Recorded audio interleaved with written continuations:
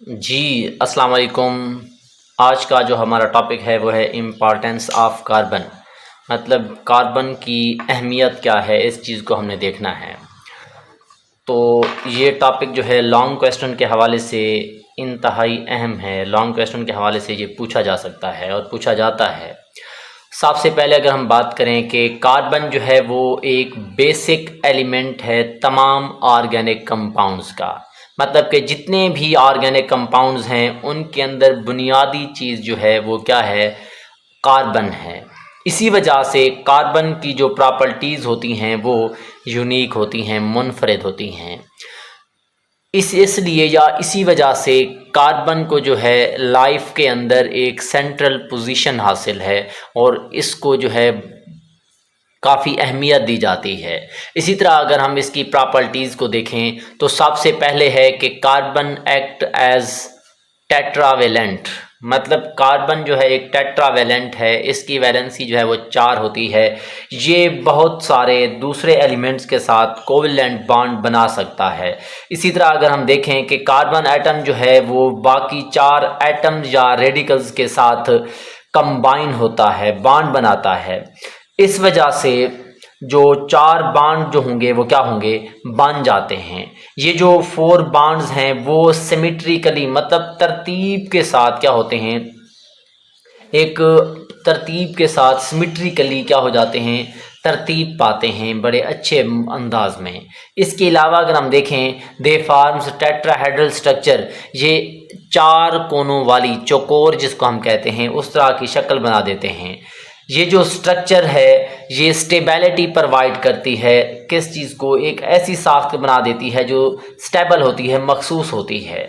और ये इसकी ये खासियत जो है वो किस चीज़ की वजह से है, टेट्रावेलेंसी ऑफ कार्बन की वजह से। मतलब कि अगर पूछा जाए कि जो स्ट्रक्चर बनती है, कॉन्फ़िगरेशन जो है वो साख जो है वो स्टेबल बनती है, तो वो किस वजह से होती है, तो हम कह सकते हैं कि ये टेट्रावेलेंसी ऑफ कार्बन की वजह से है। इसी तरह नेक्स्ट जो प्रॉपर्टी है उसको हम देखें तो कार्बन कार्बन कम्बिनेशन। मतलब कार्बन जो है वो म्यूचुअली कंबाइन होती हैं, आपस में बॉन्ड बनाते हैं जिसकी वजह से स्टेबल स्ट्रक्चर बनती है, मखसूस स्ट्रक्चर बनती है, एक स्टेबल जिसको मतलब जो जल्दी टूटी ना तोड़ी ना जा सके वो स्ट्रक्चर बनती है।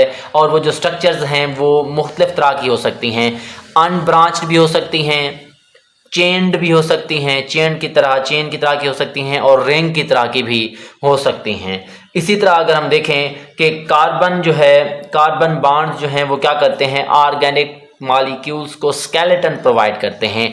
मतलब ऑर्गेनिक कंपाउंड के जितने भी ढांचा है उनका स्केलेटन है वो किस चीज़ की वजह से होता है, कार्बन कार्बन कम्बिनेशन की वजह से होता है। तो वो जो शक्ल्स हो सकती हैं ये अनब्रांच्ड है, इसमें रिंग है, और ये ब्रांच्ड है।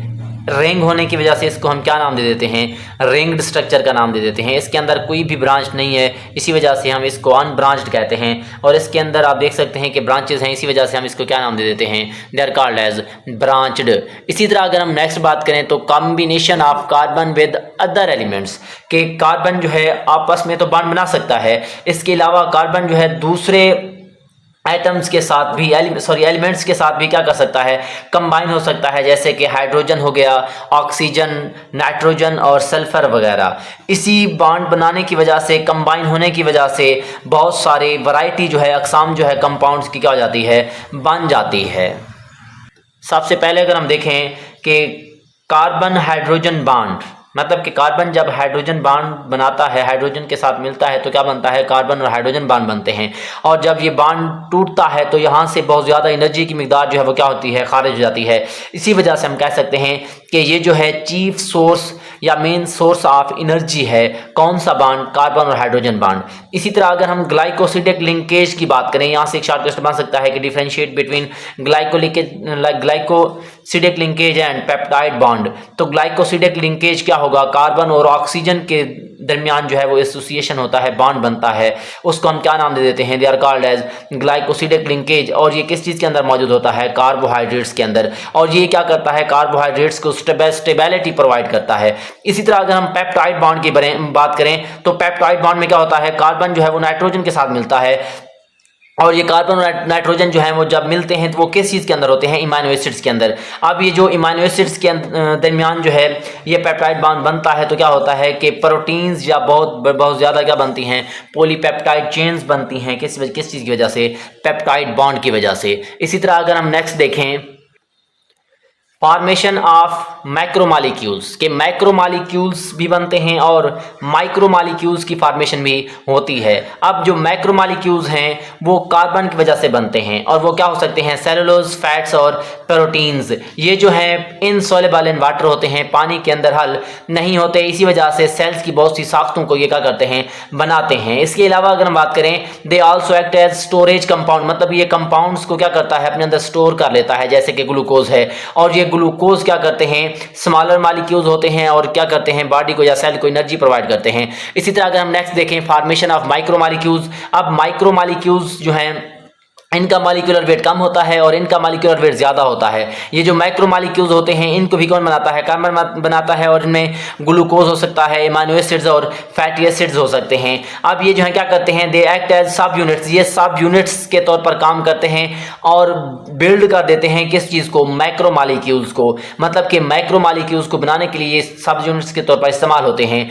कुछ स्मॉल मॉलिक्यूल्स जो हैं वो क्या होते हैं, अनस्टेबल होते हैं, जैसे कि एटीपी। जब ये, क्योंकि ये अनस्टेबल हैं, जो क्या करते हैं तो फौरी तौर पर टूट जाते हैं। इनके टूटने से क्या होती है, एनर्जी निकलती है, एनर्जी खारिज होती है, और वो जो एनर्जी जो है फौरी तौर पर हासिल होती है। इसी वजह से उस एनर्जी को सेल्स के अंदर जितने भी मेटाबॉलिज्म चल रहे होंगे और सेल्स के अंदर जितने भी प्रोसेसेस चल रहे होते हैं उनके अंदर क्या हो जाती है, इस्तेमाल हो जाती है। ये हमारे पास एक सिंपल सा टॉपिक था, इम्पॉर्टेंस ऑफ कार्बन। इसी तरह हम क्या करते जाएंगे, आहिस्ता आहिस्ता अगले टॉपिक जो हैं वो डेली बेस पे क्या करेंगे, अपलोड करते जाएंगे। आप लोग यहाँ से इजीली स्टडी कर सकते हो। ओके बेटा, अल्लाह हाफिज़।